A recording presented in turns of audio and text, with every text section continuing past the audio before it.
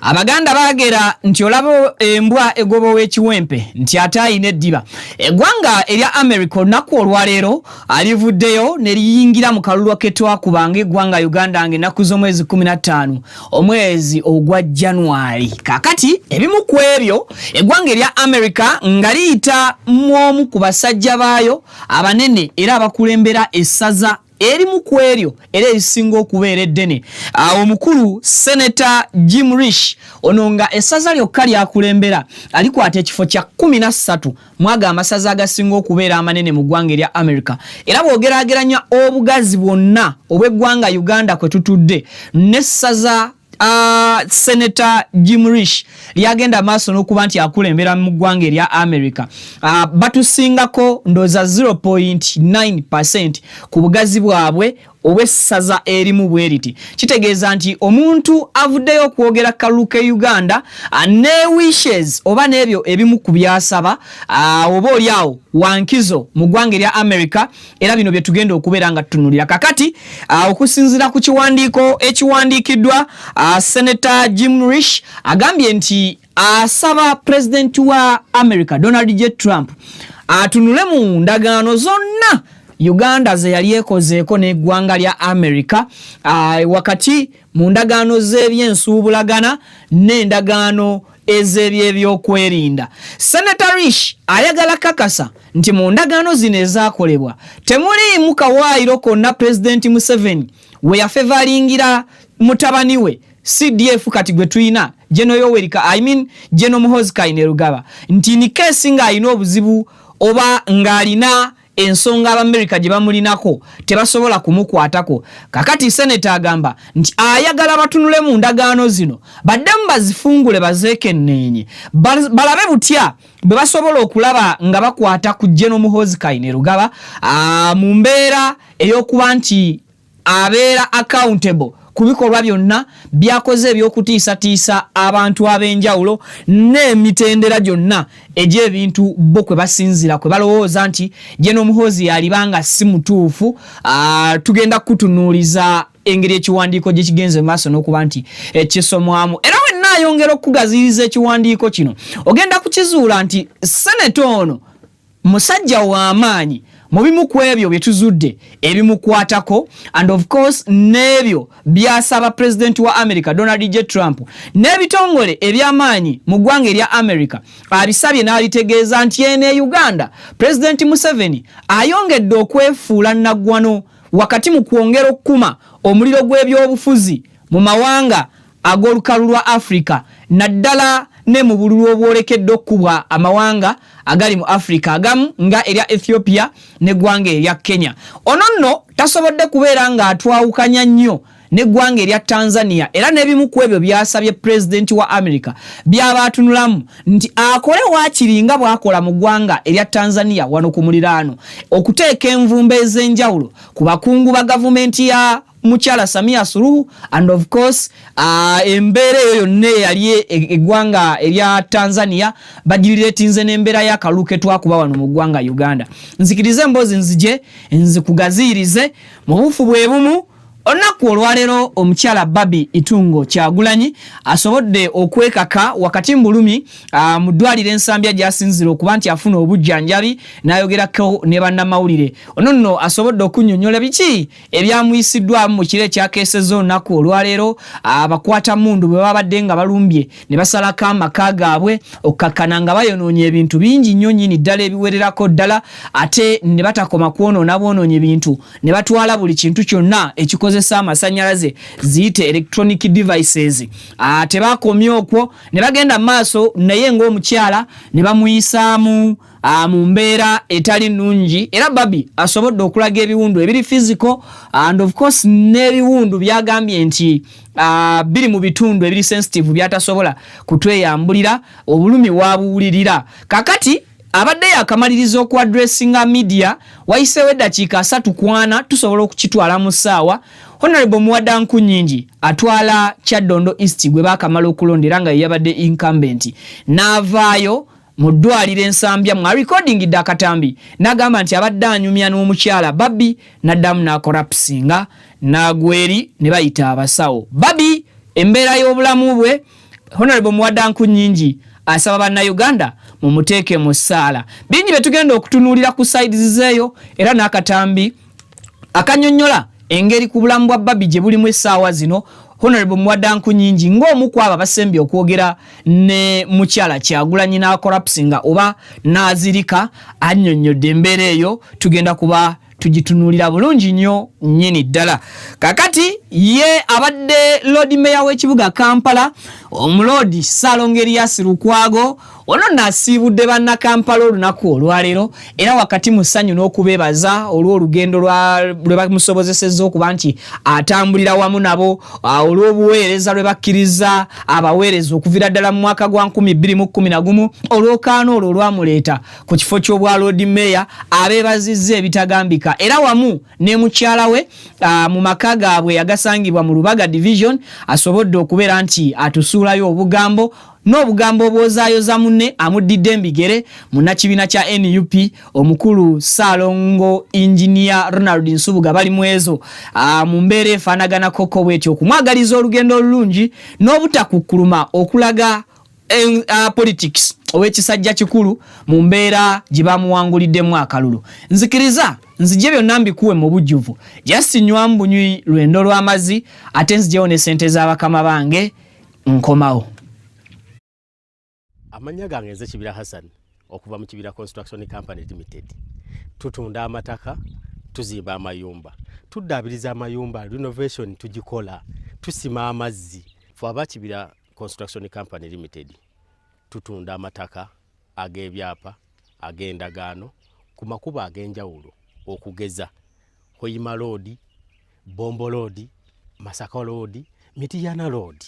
Ate tukiriza ne kibanja mpola osobola tukyalirako ku ofisi zaffe ezisangibwa Senge wa Kiso oba tukubire ku masimu gaffe 0755 36 37 82 ojje tugende mu maaso n'okwogereza ku business yonna gy'oba oleese mu ofisi yaffe nga bw'enzoogeddeko waggulu. Tujja kwataganira wamu kubanga bye tukola tubikola nga biri mu kubogolokofu. Buli kimu ekigwa mu construction company tukikola. Bw'oba olina ky'oyagala okwebuuza era tukyalireko ffe ba Kibira tukubire buli kimu tusobola okukimala. Ntuusa omukisa okubabuuzaako nti assalamu alaikum wa rahmatullahi wa barakatuh. Wa rahmatullahi wa barakatuh. Amanya Alhaji Idi Binywera Alkadiri omusomi w'edduwa ez'obuwanguzi duwe eziyambibwa Kongo ofukamidde ku kyoto ekyo kyolabaawo ekiyitibwa kanoonya ekikunoonyeza obuwanguzi ekikunoonyeza amaanyi ekikunoonyeza okufuna ekikunoonyeza emirembe mu dunia n'oba nga oli bweru waggwanga passport zo zakyankalana buli kimu kyonna ne visa ekyoto ekyo kyenneeyambisa ne nteekako ne empeke z'ebinyeebwa ezo ne nzisimba ku lusuku ekinyeebwa ekyo bwe kimala okumera n'ekijanjaalo ekyo Allahumma gafiri wallahi yazukuna salatu wassalamu bamaze otuuka ku buwanguzi. Amanya geego Alhaji Idi Binywera omusomi w'edduwa ey'obuwanguzi ey'ekibala okuli n'ekyoto ekyo kiyitibwa kanoonya eky'obuwanguzi ekikunoonyeza emaali ey'emikisa era ey'emirembe. Ennamba yange eri 0703 54 69 31 ne ku WhatsApp kweri 0703 54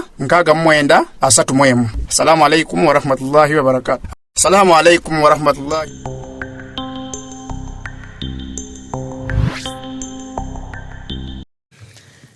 Alright, bwe nkusaba video giweka like.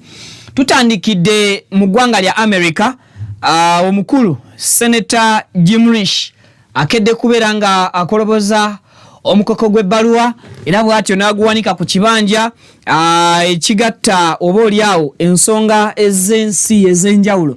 Kakati Jim Risch Senator wa ggwanga lya America ery'essaza lye bayita Idaho agenze maaso n'okubeera nga annyonnyola ebimu ku ebyo ebyafulumira mu kalulu ka Uganda aka 15 January ke twakuba obulungi. Kakati omukulu ono nga sinabana kuba nti nkuyitiza mu kiwandiiko kino ebintu ebimu ku ebyo by'osaanye okubeera ng'otegeera obuzito bw'omuntu yakoze statement efaanaganako ko bw'etyo. Musajja akulembedde okuviira ddala mu mwaka gwa 2009 n'okutuusa olunaku olwaleero nga ye Junior United States Senator owessaza erya Idaho. Kakati era musajja wa Republican Party nnyo, kitegeeza nti ebyobufuzi si mupya mu byo, musajja ebyobufuzi abitegeerera ddala bulungi.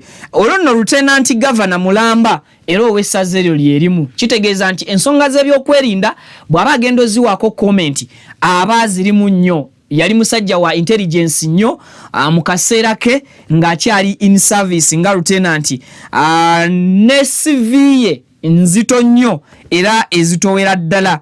Yaliko nga governor mu biseera ebiseeko kere emabega. Kakati ng'omaze okutegeera obuzito bw'omuntu agenda okuwandiika omukoko gw'ebbaluwa guno oba yawandiise ebbaluwa eno, nzikiriza tugende direct mu bbaluwa. Eggwanga erya America lisabiddwa omukulembeze wali alitwala Donald J. Trump asooka atunule mu nsonga zino. Awandiisa asinziira mu Washington, then US Senator Jim Risch, wessaza lya Idaho, chairman of the Senator Foreign Relations Committee, releases the statement below on Uganda's recent elections. Bakugamba nti ebbaluwa eno efulumiziddwa nga eyogera kalulu ka Uganda akaaliwo era nga ono ye chairman wa w'ensonga z'amawanga amalala oba ensonga z'amawanga ag'enjawulo. Uganda elections, like the recent elections in Tanzania, were a whole exercise staged to legitimize President Yoweri Museveni, President Yoweri Museveni's 7th term and 4 decades in power. Bakugamba tugenda gisomanga betugivunulamu mpola nti akalulu ka Uganda tekawukanye nnyo n'akalulu k'eggwanga erya Tanzania. Muwulirize nnyo ebigambo bino nti akalulu kaffe ak'eggwanga Uganda tekawukanye nnyo n'akalulu ak'eggwanga erya Tanzania. Era n'agamba nti akalulu kano kajjulidde ddala oba ekigambo whole exercise nkiyite ntya, kugamba kajjulidde ddala buli kakikya ali mu kulabikira mu Uganda oba nga kakikya y'omu mu kalulu yalabikira mu ggwanga erya Tanzania. Era Senator n'ayongerayo n'akugamba nti bino byonna byateekeddwawo kasasiro ono yenna. The whole exercise nze ngenda ekinnya kino ekya buli kasasiro kyateekebwawo okusobozesa President Yoweri Kaguta Museveni okufuna ekisanja kye ekyomusanvu era nga agenda maaso n'okuba nti agenda okwekuumira mbuyinza. Ndooza kankinyonyole mu ngeri eri simple bwetyo nti akalulu kano kateekebwawo nga kiguumaaza kasobozesa President Museveni okweteekawo mu buyinza akulembere ekisanja ekyomusanvu. Ndooza kakati tutegeddekese bulungi. Nayongerayo n'akugamba but even more so than Tanzania, Uganda is a key regional security partner to the United States. Ngo okwawukanako ne ggwanga erya Tanzania nti ate ffe Uganda oba eggwanga lino erya Uganda kisumuluzo kinene nnyo mu nkolagana y'ebyokwerinda wamu n'eggwanga erya United States. Yet its ruling regime prioritizes domestic controls through political violences. Newankubadde omukago guno Uganda gweyina ne USA ogw'ebyokwerinda omunywevu, ate abakulu mu Uganda bagukozesa okusobola okunyigiriza abantu bannansi olw'okuba nti balina endagaano n'eggwanga lya America ey'obyokwerinda. Kakati abakulu mu security oba abakulu mu government ya President Yoweri Kaguta Museveni bakozesa omukago ogwo ne bongera okunyigiriza bannansi ab'eggwanga Uganda. Senator Jim Risch byagenda maaso n'okubeera nti annyonnyola mu kiwandiiko kye. Ayongerayo n'agamba nti yet its ruling regime prioritizes domestic controls through political violences. Akasamba tuko k'ebyobufuzi abakozesa tojjako post kyeyo nti bakozesa akasamba tuko bakozesa omukisa gw'okuba nti tulina endagaano ey'ebyokwerinda ebinywevu wakati n'eggwanga lya America ne batandika okuteekawo obusambattuko bw'ebyobufuzi ku bannansi, abductions, ekiwamba abantu, imprisonment, ne basiba abantu, intimidation of opponents, okutiisatiisa ababavuganya, and the misuse of state resources to maintain its grip on power. Nti n'okukozesa obubi ebyobugagga by'eggwanga nga baagala okwekuumira mu buyinza.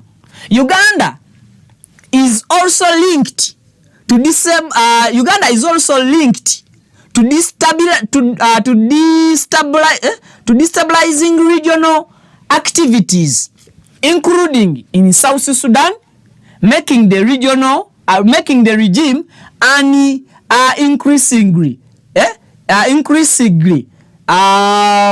increasingly problematic exporter of instability. Nti Uganda, yes, Uganda is also nti Uganda era erina n'akakwate mu kubeera nti yeeyingiza mu nsonga ez'amawanga amalala okuteekayo obutabanguko ate oba oliawo n'ebukkakanya mu mbeera emu oba mu mbeera endala nga abamu ku mawanga gano nga South Sudan nga regime eno egenda mu maaso n'okwefuula nga yo yeetwalayo ebizibu oba era yesobola okusolovinga ebizibu byaki by'obutali butebenkevu era nga yeri ey'obutebenkevu at the same time nebanga yeyeefudde erwanirira obutali butebenkevu, yet regime yemu yebeera yatwala obutali butebenkevu mu mawanga nga South Sudan okusinzira ku mukulu nga banyonyola. Era nagamba nti Tanzania and Uganda are moving along similar paths. Nti Uganda ne Tanzania tutambulira mu lugendo lwe lumu olufaanagana. Okay?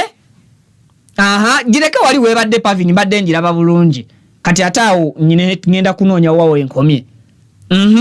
Nti Uganda gizeewo wali. Uganda egenda maaso n'okuba nti efaanagana ne Tanzania tetulina we twawukanira n'omulundi n'ogutya n'omulundi n'ogumu, raising serious concerns about what is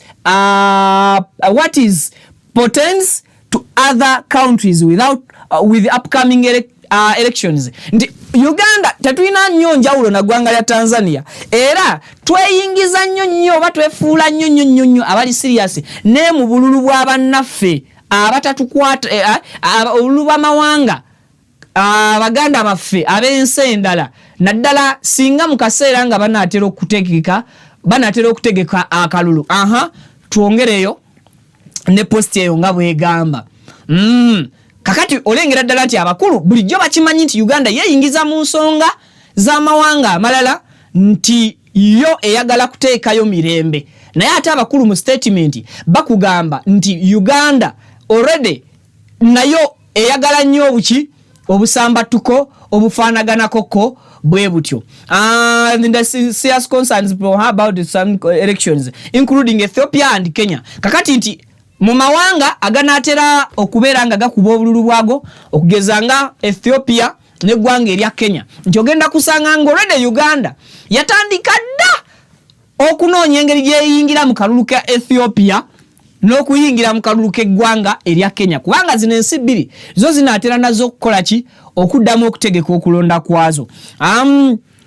Nga mbufunze asaba Donald Trump administration egene maaso n'okupasuwinga commercial and security gains in the region, but I'm concerned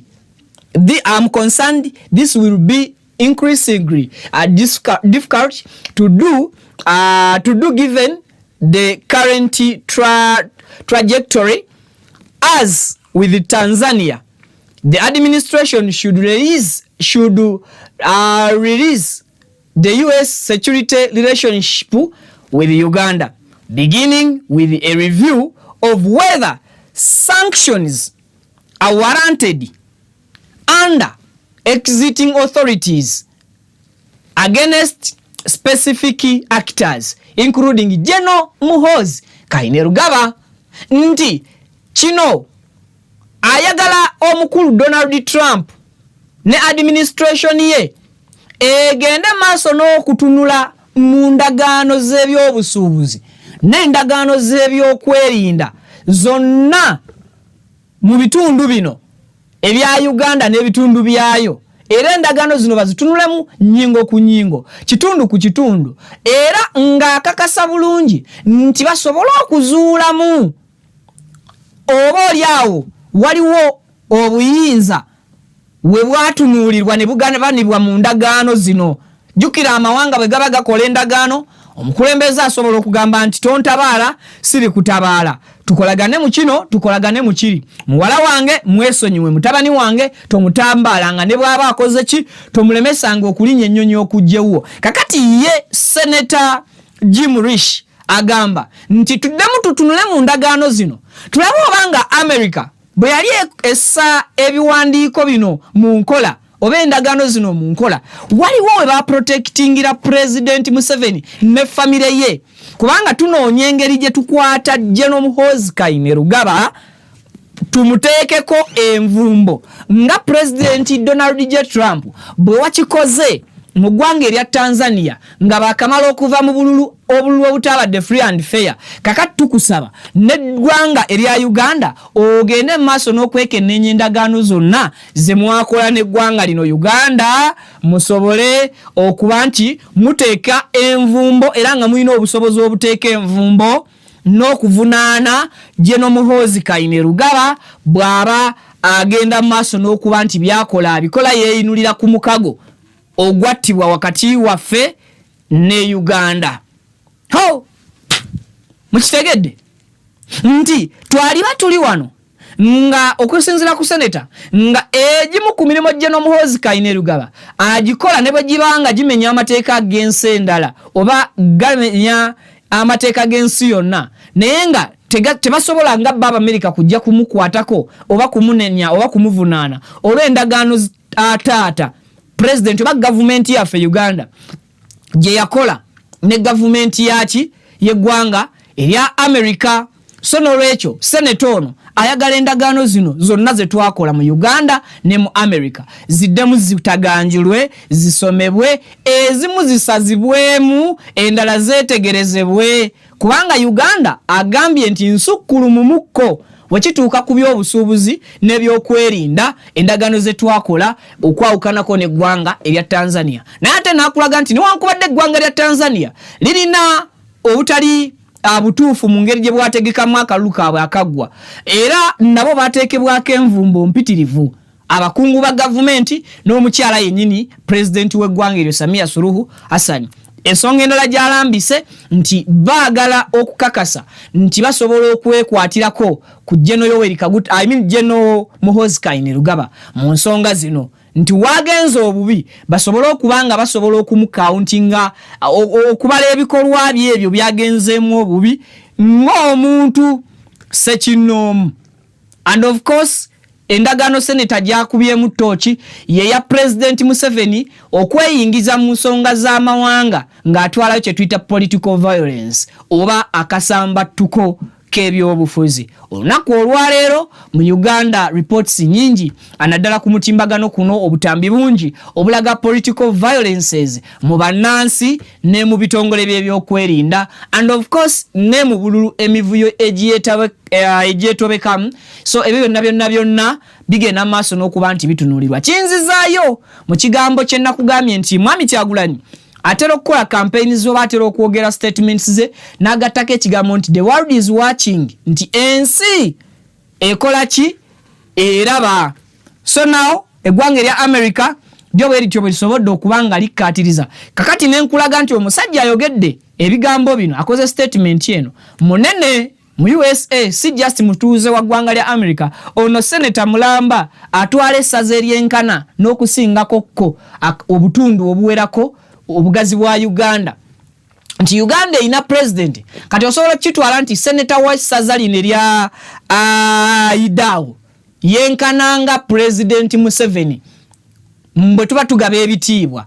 Era bwe wetegereza kunkole ya federal eri mu ggwanga erya America weesanga nga obuyinza abaseneta bwe balina beeyisiza ddala kumpi nga ba president oba bakulembeze b'amawanga agensi ezikoze eki agensi ezijjudde tu. Seneta ono bw'ayogera ku by'okwerinda nti political violence okugenda ne ziyingira mawanga amalala and all that, ono nkugambye Lieutenant Mulamba mu bya intelligence oba mu bintu by'obukesi abitegeerera ddala bulungi nnyo nnyini ddala. Then wekituuka mu kuzannya ebyobufuzi politics, ono politician Mulamba ali mu ntebe ey'obukulembeze okuviira ddala mu mwaka gwa 2009 n'okutuusa omwaka gwa 2025 ng'ekintu kitambulira ddala mu layini eyo ey'ebyobufuzi. Bwe buba butabo bwa politics abusomya, bwe kuba kuba exercise nga ababuteekesezza mu nkola. Kakati bw'avaayo n'atunuulira ensonga n'agamba nti kino kyali badde kiri bwe kiti, kino tusaba tuddemu tukireviewing bwe tuti,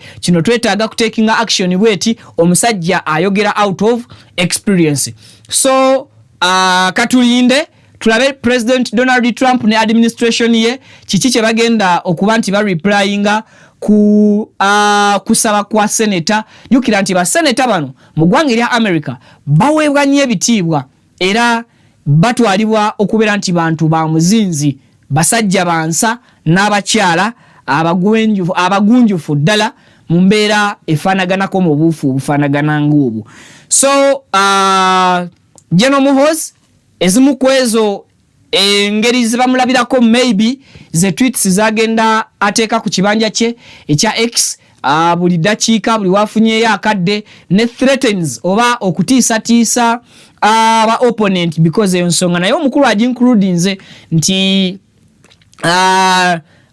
omukago guno gwe batta oba endagaano zino Uganda ze yasigninga ne America naddala mu kunyweza ebyokwerinda nti zirabika ze ziwaga government yene ya Uganda okuba nti esobola n'okutiisatiisanga ba opponents oba abagivuganya.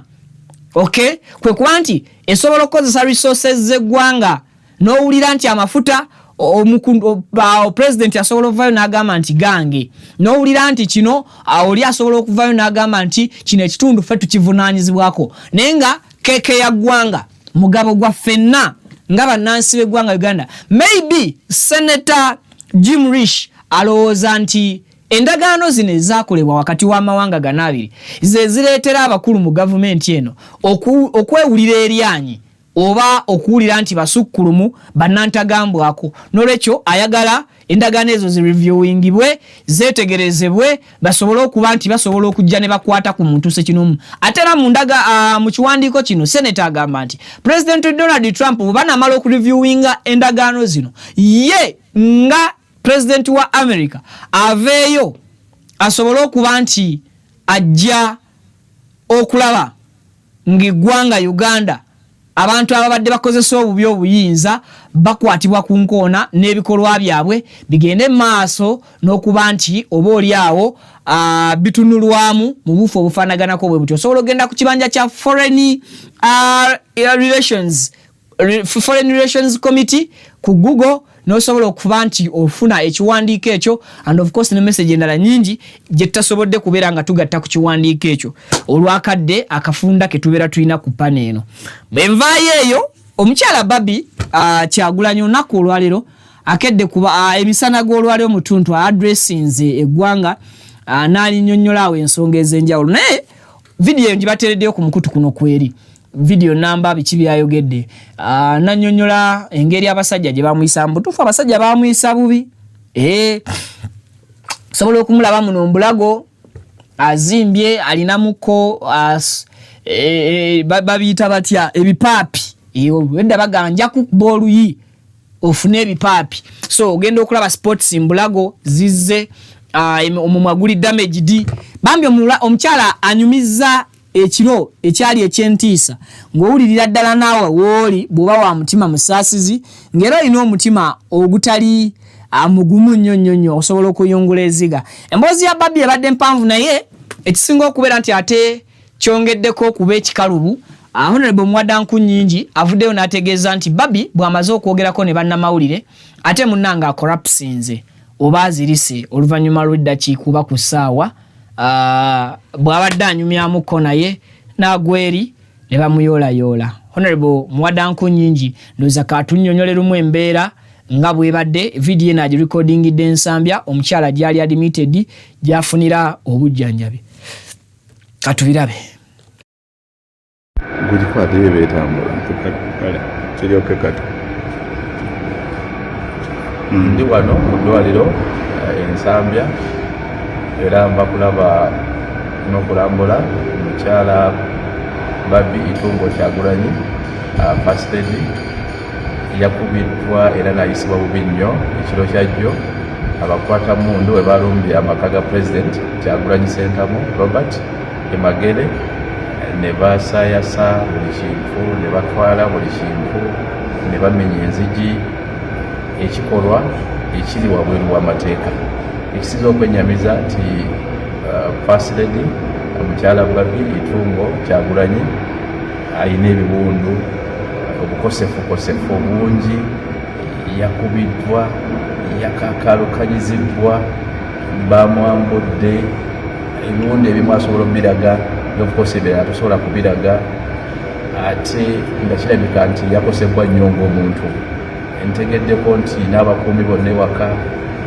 batirika musaayi bonna beetaaga bujjanjabi bonna bakubiddwa basibiddwa ku mpimba webakubibwa webatirika omusaayi ate era n'abamu kubalira bambi ababadde bava okukola abamu bava mu nsonga ez'enjawulo bangi abafunye obukosefukosefu era abakubiddwa emikko wabweru awo Emagere era bangi abakubidde essimu nga basaba okubadduukirira era bempokwataganya nabo era nga banabo bakomplaininga okuba nti bakubiddwa abakwata mundu ekiro bebaguddemu nga tebamanyi nti balumbye naye mukyala Babbi Itungo Kyagulanyi ye naye akyali bubi ali mu ddwaliro tusaba Katonda amusuuse n'abasawo beetala okulaba nti afuna obujjanjabi bwafunamu ku maanyi yalabye era nga mukyala wa munnabyabufuzi agezezaako okubyogera naye nkakasa tasobola kumalayo bye yayiseemu kubanga ayogerako eddakiika ntono ate naddawo n'aba bubi kitegeeza nti kirabika kyenjaga mu obudde okunoonyereza abasawo okufuna ekituufu n'engeri y'okumujjanjabamu kubanga alabika yakosebwa nnyo physically, mentally, ate mu medical examination ndowooza bakyetaaga obudde kubanga weyakoledde interview nga alinga adde engulu naye nze mbadde tukyayogera naye n'abamujjanjaba n'addawo n'agweri wansi kitegeeza akyali bubi era kiba kitegeeza nti akyetaaga essaala zammwe nnyingi nnyo ddala nga bannayuganda era twongera okuvumirira bino ebikolwa kubanga naleetinze abakwata mundu bayingidde bamenye bumenyi buli kintu ky'amasanyalaze bakitutte kamera bazitutte amasimu bagatutte enzigi baziggyeemu amadirisa bagasizza ate buli wantu anaye bamunyigidde ku ttaka wansi basobola bamutuuza bamunyigidde ku ttaka wansi nga bamusaba password z'essimu ye ne bamufumya wabweru era yakolapusize mukolapusize ndowooza n'okutuuka omuvaako nga bamaze okulabira bye baagala. Okay, so ebyo ebimu ku Honorable Mwadanko Nyingi byasobola okuba nti atuwa omukyala zemu n'akolapsinga mu muteeke musaala trauma oba ekyekango si kyekintu ekyangu ekyokumanyiira. Sometimes wabawo ekintu ng'okisuubira naye ate oyinza okuba nga okisuubirira mu positive ne kijjira mu negative. Kakati Babbi abadde akimanyi nti one time ab'ebyokwerinda bakukwata ekkubo okuyingira mu nju naye nga tali aware of time gye banagiramu and bagenda kukola appearance yaabwe egenda kubeera etya. Ye ng'omuntu ali tokyaddi kati ekyo tusobola okikkiriza. Omukyala bw'abanga yasobodde okwekkaanya abasajja abasukka 5 nga bamukubye amaaso ng'ali bukunya, omukyala bw'aba yasobodde okubeera nti asikaasikanyizibwa abantu abasukka mu 3 naye nga bonna bakulaga bamuyuuya bamuzze no bamuzze eri, it's a big trauma kiba kizibu kyakuba nti esimuka mu bwongo dakiika emu oba dakiika bbiri. The fact is that omukyala Kyagulanyi oba omukyala Kyagulanyi ono Babi mugumu muzibu to an extent byonna byanyumya bye bamuyisizaamu nga bwabinyumya teyasobodde kuwayo password ya simu ye newankubadde ebimu ku ebintu ewaka byatwaliddwa ebimu ebisinga naddala ebikozesa amasannyalaze electronic gadgets zonna akina kamera masimu TV woofer DVD ebifaanaganako byonna bwe bityo byonna agamba bakoze eki agamba babitutte mu katambi akamu nga tonaba kumpaako Babi ak'ennyumba ey'ewaka kakulaga engeri ewaka gye baadamejinzeewo enzigi eminyolo bagyonoonye bagenze maaso n'okubeera nti basaayasa ebirawuli entebe munda baasisusonkodde babisuddesudde eri ebifaananyi byabwe eby'omuwendo bambi ebibajjukiza memories zaabwe kwegamba ewaka walumbiddwa bulumbibwa eno teyabadde ndowooza eno tuyinza okugamba yabadde esukka ne ku search. Yes, bayinza okuba not even bayinza tebabadde na search warrant n'essaawa zokka ze bakoleddemu search mu maka ga Mwami Kyagulanyi nga n'ekituufu kye banoonya tetusobola teebereza nti Mwami Kyagulanyi yekka kubanga baba basobodde okufungula entebe ebintu biba si birungi. So ebintu bingi ebyayonooneddwa ebintu by'amasannyalaze byatwaliddwa naye mu seconds ezitali nnyingi katulabeko ku Babi obumu ku bulumi bwe yayiseemu n'ebigambo bye yannyonnyodde wakati mu bulumi mu ddwaliro ensambya gy'asinzidde okubeera ng'afuna obujjanjabi asobole okuba nti oba oli awo omubiri guno guddamu ne gugaininga ku maanyi katubifune. Ne baŋŋamba mu Lunyankole ggulawo ne mbagamba sigenda kuggulawo mwako akaseera n'ensala n'engenda mu kinaabiro the general bathroom neggaliramu nenkubira neighbor waffe omu ne mugamba basajja batulumbye mukuumira amatu ebweru kati nenvaayo mu kisenge mu kinaabiro nagenza okutuuka era mu ddiiro nga bamaze okukutula enzigi bamaze okumenya amadinisa nga bangi bayingidde abamu bayise eno mu korido ne bagenda mu bisenge by'abaana abalala bagenze mu lounge abalala ne bagenda mu ffumbiro abalala ne bampitako ne bampuka amadaala nabadde ntudde ku madaala omusajja omu nantuukirira naŋŋamba tuula wano naye mu ntebe ne mugamba nedda kantuule wansi kuba nadde mpulira nga sisobola kutuula mu ntebe amaviivi ne gasigala ne ntuula wansi nanyimirira wano emabega naŋŋamba mpe essimu yo nenjimuwa bwenti namala naginteeka mu maaso ndooza yalowozeza erimu facial recognition oba thumb gondi naye yabadde local password nagamba jjamu password mu Lunyankole nemugamba sijja kijjamu nagamba jjamu password nemugamba sijja kijjamu nasituka nagenda nafuluma nayita banne abalala bana ne bajja naddamu nanyimirira wano emabega nankwata empale nadde nyambadde naiti ya Tata Solomon ne baika kubanga ennaku zino mbadde nina ekyebikiro nga nina feeling kijja kubaawo kuba batwegezezaamu emirundi ebiri nansitula babadde basajja bakanyama basajja bafaanagana balina obuwanvu bwe bumu newe nabadde ntunula wansi nga bayitawo ng'olaba balina ne size y'engatto y'emu wadde engatto zadde tezifaanagana but you can tell nti abantu bano they are certain size, they are certain shape. Kati nankwata nansitula bwe yansitudde mu bbanga bwati eyabadde mu maaso gange nantuga wano black bwati naye nansitula mu bbanga kati ono eyambadde emabega nasika essaati ya night nagisika bwati kati nagenza okulaba nga saakwetawuluza ku basajja babiri kyenakoze n'ensamba ono eyambadde mu maaso bwe namusambye n'atambula kuba namusambye wano ndowooza n'atambula kati olwatambudde ono munne nansika amapeesa gona ne gayulika aga night esaati n'agisigaza mu ngalo mu sitting mwaddemu abasajja bangi bwe mbanga nsobola okugeraageranya omuwendo saa kugamba nti gwe mutuufu naye babadde ng'abasajja 4 oba 5 akutte ennyondo akutte omutayimbwa akutte waya z'amasannyalaze akutte ekijegere akutte magalo akutte ne kati bwe nakoze bwent esaati n'ebika amapeesa bwe yanse bwati esaati n'ebika amapeesa n'entambula nga ndi bwerere n'enzira mu corridor ya sitting room mu bbali kati bwe nagenze mu corridor awo mwabaddemu abasajja abamu nga of course kibeesitaza abamu batunudde wabbali abalala ne batunula wansi naye mwabaddemu abadde tebafaayo kati mwabaddemu omu yayogedde mu Luganda laga nedda mama mmuddize essaati ayambale kati omwami n'anona essaati oli yabadde agisudde wansi omu n'aginona essaati n'agamba awanika emikono oyambale essaati nemugaa nedda mpa essaati yange nja kweyambaza n'agimpa n'engizzaamu bwe nagizizzaamu omusajja ono era eyansitudde wano n'ayuza amapeesa n'akwata ebitutwa by'enviiri zange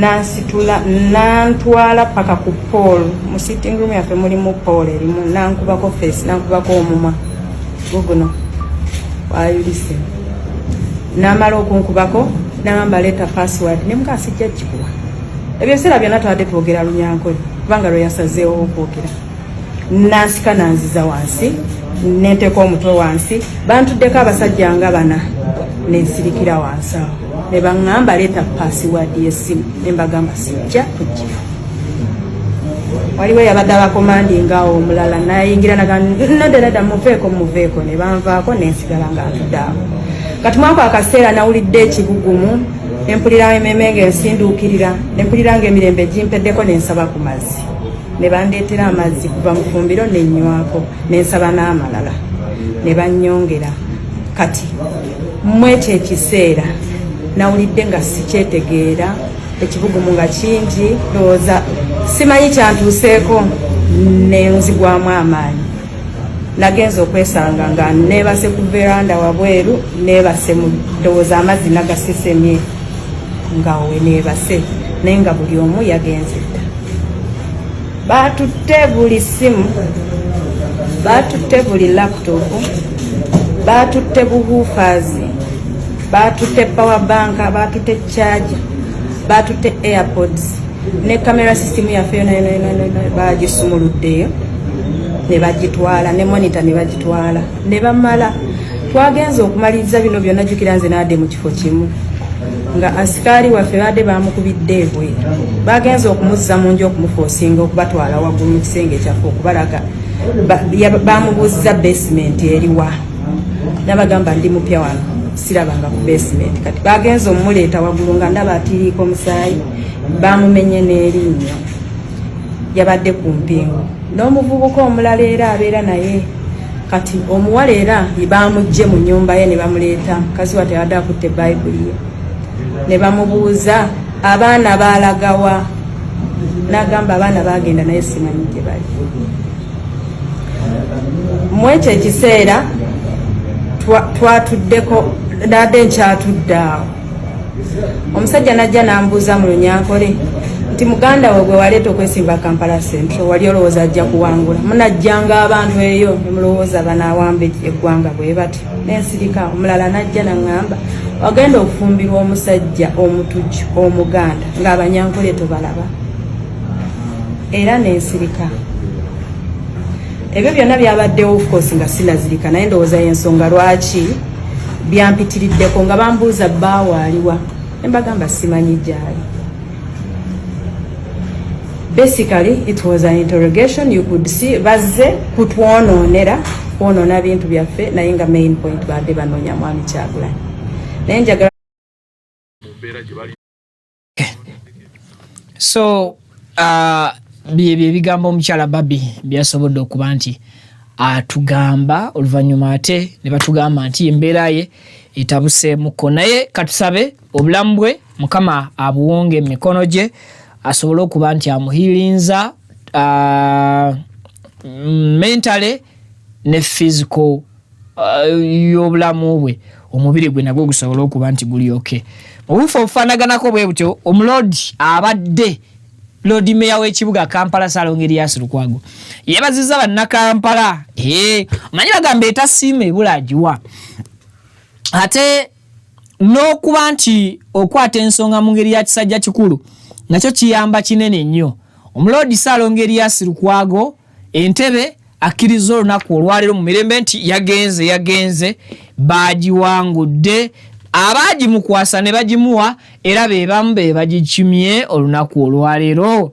Just to say thank you and bye bye to the lovely people of Kampala. It's been amazing experience sharing this roller coaster journey with you, dear friends. It is well with you. It is well with my soul. Era omwoyo gwe mumativu nnyo nnyini ddala teguyinaamu kakunkuna konna. Omusajja ebigambo byabisengese bulungi. Musajja munno bwakusinga obunene bw'empale togiyita nkulambi, asigala musajja munno akusinze. Kakati n'okukkirizibwa bukkiriza nti musajja munnange ekintu akinkize oba ekintu akinsinzizza ku mulundi guno, bankola ya kintu kikulu nnyo. Salongerias Lukwago, thank you so much for understanding. Awebale services zotuwadde nga bannakampala okuvira ddala mu mwaka gwa 2011 n'okutuusa omwaka gwa 2026. Twebaza olw'ebyo byosimbyeko mulaka ebitasobodde kuyigula ttama n'osigala ng'okyalwanirira munnakampala ne mu kaseera wooviiridde ku ntebe eno oba wooviiridde ku kifo kino. So omuloodi w'ekibuga tukwebaza era tulisigala tukuyita ssebo muloodi. Tulisigala tukuyita muloodi nga ba honorable bwe bava ku ntebe abannaabo abalala ne bakwatamu nene tusigala nga tukyabayita erya honorable. Kakati naawe tugenda kusigala tukuyita omuloodi olw'ekitiibwa ky'ossizza mu kusalawo kw'abantu abagambye nti kamulundi guno ke bakukyuseemukko ate bawelkaminga oba balabe ku buweereza obuki ku buweereza obulala. Ndowooza katulabe lumu ensonga za honorable engineer taba engineer onoloya yala engineer tuli ku mutwe kati ekibuga kyafunye engineer naye ekibuga webale butakaba yaye akalulu present kabadde kakuvuganya buvuganya. Tusaba n'abakulembeza abalala bakoppeko ekyo ke batuwa omuloodi ng'ensonga azimulungula mu bufu obufaanaganako ko bwe butyo. Katubifuna embujjuvu gaze okwagirira nakkiriza ebya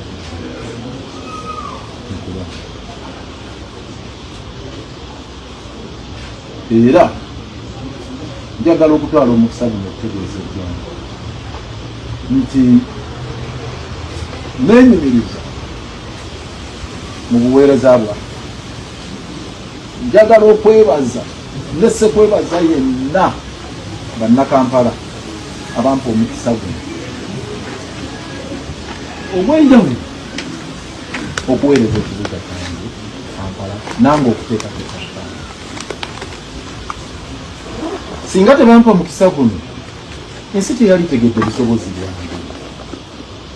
Singa tebampa mukisa guno nembeerako member of parliament nembeera Lord Mayor, ensi teyali tegedde busobozi bwange bwinna. Singa tebampa mukisa guno nebino nange saalisobodde kubikola, naye omukisa ogwo mbeebaza nessekwebaza bannakampala mwebale nnyo bemumpadde ebbanga lino lyemperereza ekibuga mwendese omukululo gwengendo okunyongera. Njagala nakino okukyogera nti mu bbanga tono erijjaawo obukulembeze bugenda kukyusa, kubanga mu May waliwo okulayiza obukulembeze obulala. Ngenda kufuluma stakeholder, naye nfuluma stakeholder Lord Mayor's Pala n'essanyu eringi n'omutwe gwange nga guli waggulu nti byenkoledde ekibuga Kampala byeyogerera. Amanya gange nze Kibira Hassan okuva mu Kibira Construction Company Limited. Tutunda amataka, tuzimba amayumba, tuddaabiriza amayumba, renovation tugikola, tusima amazzi. Fwa aba Kibira Construction Company Limited tutunda amataka ag'ebyapa ag'endagaano ku makubo ag'enjawulo okugeza Hoima Road, Bombo Road, Masaka Road, Mityana Road. Ate tukiriza ne Kibanja Mpola osobola tukyalirako ku ofisi zaffe ezisangibwa Ssenge wa Kiso oba tukubire ku masimu gaffe 0755 36 37 82 ojje tugende mu maaso n'okwogereza ku bizinesi yonna gy'oba oleese mu ofisi yaffe nga bwe nzoogeddeko waggulu. Tujja kwataganira wamu kubanga bye tukola tubikola nga biri mu kkubo golokofu. Buli kimu ekigwa mu construction company tukikola. Bw'oba olina ky'oyagala okwebuuza era tukyalireko ffe bakibira tukubire buli kimu tusobola okukimala. Ntuusa omukisa okubabuuzaako nti assalamu alaikum wa rahmatullahi wa barakatuh.